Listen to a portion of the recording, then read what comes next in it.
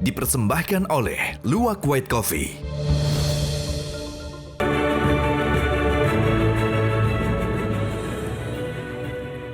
Temu lagi di Hot Room. Pertanyaan berikutnya kepada tulang kita, Bapak Marwarar Siahaan, mantan Hakim MK Mahkamah Konstitusi. Bapak telah melihat tadi pro dan kontra. Apakah menurut Bapak sebagai ahli Mahkamah Konstitusi, pembuatan Perpu Cipta Kerja ini bertentangan nggak dengan konstitusi atau bertentangan nggak dengan putusan MK? Dan akibat hukumnya apa kalau bertentangan? Ya, jadi memang ini merupakan sesuatu hal yang agak sulit bagi kita memahami bahwa Perpu ini di satu sisi dia bisa menimbulkan suatu persoalan atau problem dalam balance of power ketika negara kita berdasarkan konstitusi melakukan separation of power tetapi dengan check and balance di mana kekuasaan yang satu dengan yang lain saling melakukan pengawasan. Ketika MK sudah mengeluarkan putusan yang di dalam konstitusi disebutkan jelas bahwa dia final and binding, seharusnya adresat putusan di sini dalam hal ini pemerintah maupun DPR sebagai alamat putusan MK itu harus melakukan implementasi terhadap putusan itu dulu. Poin yang terpenting dari putusan MK itu tentu karena memang dikatakan meaningful participation daripada kurang partisipasi rakyat. Ya, dari rakyat yang memiliki kepentingan ini belum ditampung, itu kira-kira begitu anunya. Malah keluar lagi Perpu yang total malah. Tetapi kemudian ketika ini belum dilaksanakan, dengan Perpu Undang-Undang Cipta Kerja itu dengan sendirinya tidak ada lagi, dia hilang objek daripada putusan MK sudah hilang. Tetapi sekarang di dalam beberapa hal dinyatakan bahwa peraturan-peraturan dalam Undang-Undang Cipta Kerja itu masih berlaku dan sepanjang tidak bertentangan termasuk peraturan pelaksanaan tadi. Ini merupakan sesuatu yang kontradiksi interminis sebenarnya. Artinya secara logika hukum berantakan. Bertentangan dengan berantakan lagi. Nah, ini menjadi sesuatu hal yang menimbulkan sesuatu ketidakpastian. Barangkali kalau saya bisa mengatakan MK sebagai suatu organ konstitusi yang putusannya mempunyai kekuatan final and binding seharusnya dipatuhi oleh alamat-alamat dan seluruh stakeholder di dalam negara, ternyata bertentangan pula dengan sumpah jabatan bahwa mematuhi konstitusi juga harus melaksanakan putusan MK karena dia adalah final and binding dan harus dilaksanakan. Jadi menurut Bapak Perpu ini benar-benar bertentangan dengan konstitusi dan putusan MK? Paling tidak dengan putusan MK sebagai bagian dari konstitusi sudah bertentangan karena dia menyatakan Undang-Undang Nomor 2 tidak ada lagi ketika tugas untuk melakukan putusan MK itu adalah memperbaiki Undang-Undang Nomor 2. Jadi ini objeknya tidak ada lagi. Ini seperti bermain silat lah, kita mengelak sehingga kemudian memukul angin kawan di depan. Kalau memang bertentangan dengan putusan MK, apakah Perpu ini cacat hukum? Oleh karenanya tidak berlaku? Kalau dari sisi konstitusi saya katakan tadi bahwa suatu hukum darurat yang diangkat terhadap sesuatu soal seperti ini pada waktu momentumnya belum tepat, tentu tugas DPR untuk menilai apakah ini merupakan sesuatu yang cacat atau tidak. Terima kasih. Sekarang kita ke DPR, Ibu Irma Suryani. Tugas DPR yang menilai. Tadi ahli konstitusi mengatakan ini cacat hukum. Menurut DPR gimana, Ibu Irma? DPR kan begini Bang, DPR tuh belum menerima. Ya, Perpu ini belum sampai ke DPR, itu yang pertama. Jadi kita tidak bisa mengatakan bahwa kita akan menerima atau menolak. Secara pribadi analisa Ibu sebagai anggota DPR? Kami, karena ini nanti diputuskan oleh fraksi, kita di Komisi 9, tadi baru hari ini kita ketemu dengan Menaker. Dan saya sebagai salah satu wakil saya bisa bilang bahwa saya sebagai buruh, mempertanyakan semua apa yang menjadi keberatan buruh. Dan itu kita sampaikan kepada Menaker karena beliau adalah speaker pemerintah, maka beliau harus menyampaikan kepada DPR terkait hal-hal yang memang ditolak oleh buruh. Ya. Nah, tapi tadi faktanya ketika kita RDP dengan Bu Menteri, semua keberatan-keberatan yang disampaikan oleh buruh itu dijawab oleh Menaker, tidak sama seperti apa yang disampaikan oleh buruh. Artinya jawaban oleh Menaker, contoh misalnya soal outsourcing misalnya. Outsource itu ternyata tidak sama seperti yang disampaikan buruh. Jadi jawaban Bu Menteri. Sehingga semua jawaban-jawaban yang sudah disampaikan Bu Menteri kepada DPR itu kita inventarisir, Bang. Dan kita mengawal sampai dengan keluarnya peraturan pemerintah atau peraturan menteri. Karena di situ inti dari kerja Komisi 9. Tapi pertanyaan pertama tolong Ibu jawab. Kenapa dengan Perpu, kenapa bukan Undang-Undang Cipta Kerja itu yang disempurnakan?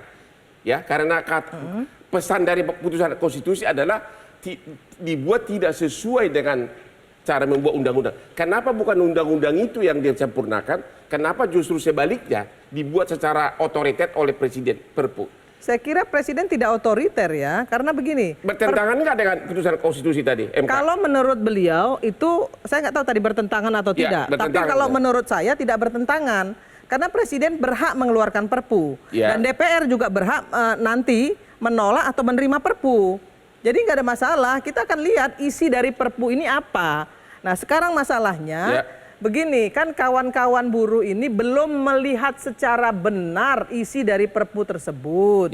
Kalau yang disampaikan oleh Menteri Tenaga Kerja tadi siang di DPR, semua yang semua yang disampaikan oleh kawan-kawan buruh, keberatan-keberatan tersebut dijawab oleh Menteri Tenaga Kerja bahwa itu semua tidak menjadi persoalan. Apa jawaban Ibu Dirjen atau Ibu Menteri sudah pasti benar?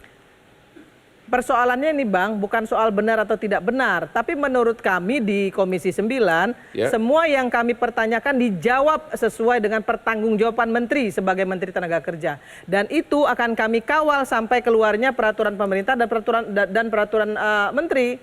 Itu tugas kami di Komisi 9. Soal bagaimana nanti DPR menerima atau menolak, itu kembali kepada fraksi. Kami tidak bisa melakukan itu. Terima kasih. Sekarang ke Pak Ade Irfan Pulungan, tenaga ahli utama KSP dari Istana nih, ya. Kenapa Perpu? Kenapa bukan Undang-Undang Cipta Kerja aja yang disempurnakan? Bang Hotman, pertama kita perlu sampaikan Perpu itulah hak subjektifnya Presiden. Presiden sesuai dengan jabatannya berdasarkan regulasi dan konstitusi, dia mempunyai kewenangan mengeluarkan Perpu. Oke, itu dia kita pahami bersama. Nah, apa alasannya mengeluarkan Perpu? Itulah hak subjektif. Nanti itu akan kan tadi sudah dijelaskan ada 3 item yang dikategorikan hal ehwal yang mendesak. Yaitu apa? Ya, tadi kan sudah dijelaskan. Coba Bapak yang jelasin apa? Ya, pertama kekosongan hukum. Kekosongan hukum.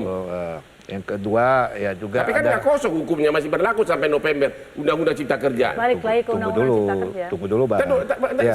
Kekosongan hukum ya, masih ada Bang. Undang-undang masih, tapi kan peraturan pelaksananya terhadap teknis-teknis dari apa yang harus dilakukan terhadap kebutuhan yang ada itu kan belum. Ya tinggal bikin aja peraturan pelaksananya. Ya.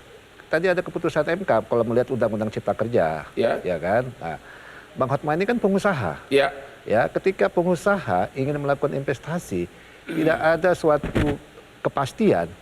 Nah, bagaimana dari pengusaha itu melihatnya? Jadi Bapak mengatakan memang ini motivasi utama adalah untuk melindungi pengusaha. Bukan hanya itu. Artinya kita butuh kepastian dalam hal kita pertama ingin mendapatkan investasi untuk mengelola pembangunan ini. Ini agak sulit memang, nanti kita akan bisa melihatnya.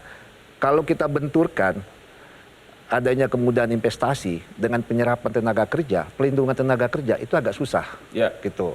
Nah, jangan kita benturkan itu. Untuk kita ke depan itu melihat pemerintah ini mempunyai kewajiban memang mensejahterakan rakyatnya, melakukan pembangunan itu tugas pemerintah, siapapun presidennya. Tapi kan caranya bagaimana? Dengan melihat tadi item-item tadi itu, hampir semuanya yang di hal baru di Perpu itu adalah menguntungkan pengusaha. Enggak begitu cara berpikirnya. Bukan? Ya, yang benar yang mana dong? Ya, ini buat semuanya, kita ini buat bagaimana misalnya pembangunan itu bisa berjalan. Ya. Kesejahteraan rakyat itu bisa terkendali. Penyerapan tenaga kerja ya, itu bisa juga berjalan. Bang Hotman, setiap tahun ya, pencari kerja itu luar biasa, hampir 10 juta. Ya. Apalagi nanti ke depan kita bonus demografi. Artinya Nah, dunia usaha harus dikasih iklim yang bagus agar bisa menampung begitu. Bukan juga. Orang untuk melakukan kebutuhan hidupnya itu kan harus dipikirkan oleh negara, oleh pemerintah. Ya caranya apa? Ya mendatangkan investasi, ya peningkatan terhadap UMKM, mengelola sektor-sektor ekonomi kerakyatan.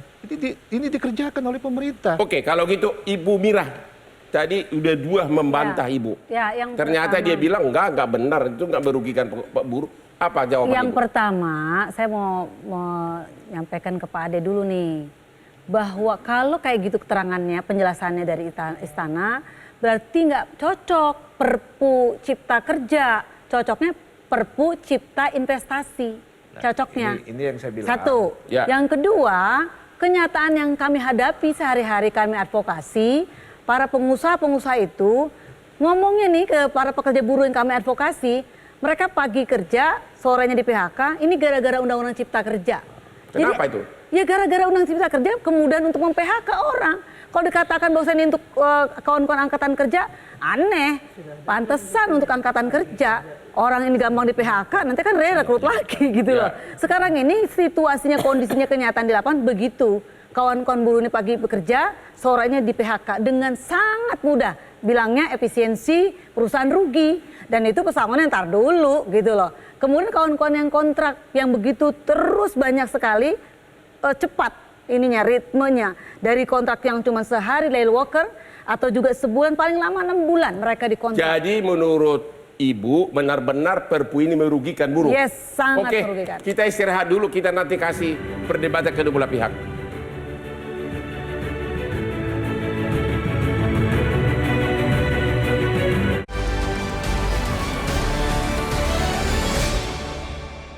Dipersembahkan oleh Luwak White Coffee.